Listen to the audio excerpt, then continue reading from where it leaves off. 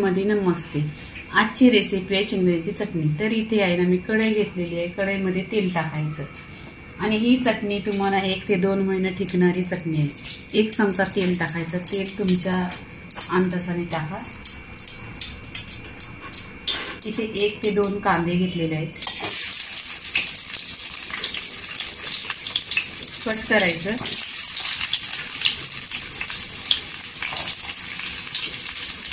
आणि सोनेरी कलरवर कांदा करून घ्यायचा। इथे कढीपत्ता टाकायचा,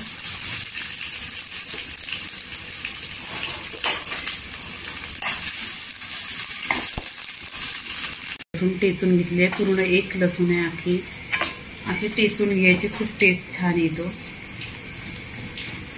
इथे कांदा गोल्डन कलरवर झालेला आहे, लसूण पण गोल्डन कलरवर झालेली आहे। तर इथे आहे ना आपण सुके मसाले टाकायचे। चिमूटभर हळदी पावडर आहे, अर्धा चमचा धना पावडर आहे आणि तिखट काश्मीरी लाल मिरची पावडर 1 चमचा।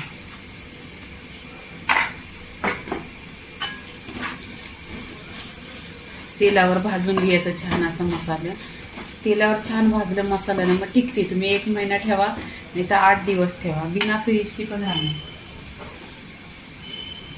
इथे शेंगदाण्याचा कूट टाकायचा। हे शेंगदाणा मी पहिल्यांदा भाजलं छान आणि असं मी मिक्सरला पिसून घेतो। 2 चमचा झालेल्या 3 आणि 4 चमचा टाकून घ्यायचं। शेंगदाण्याचं पण भाजलेलं आहे, आता तेलावर परतून घ्यायचं। इथे बघा छान अशी शेंगदाण्याची चटणी भाजून घेतली आहे। चवीनुसार मीठ टाकायचं।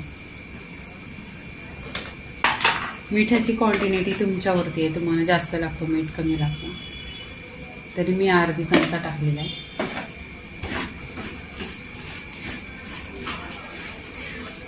इथे पूर्णपणे शेंगदाण्याची चटणी बघा अशी झालेली आहे। झाल्यानंतर काय करायचं, गॅस बंद करायचं आणि वरून थोडीशी कोथिंबीर टाकायची, म्हणजे टेस्ट खूप छान येते। आणि तुम्ही कुठे पण घेऊन जा, पिकनिकला जा, डब्याला 1 नंबर, 1 महिना 15 दिवस असे टिकते आणि फ्रीजमध्ये नाही ठेवायची।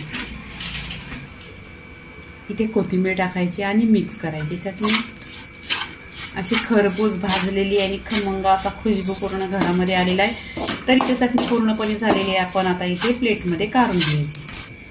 शेंगदाण्याची चटणी झालेली आहे गरम गरम भाकरी भाताबरोबर। लाईक करा, शेअर करा, सबस्क्राईब करा आणि नेहमीच खात राहा। धन्यवाद।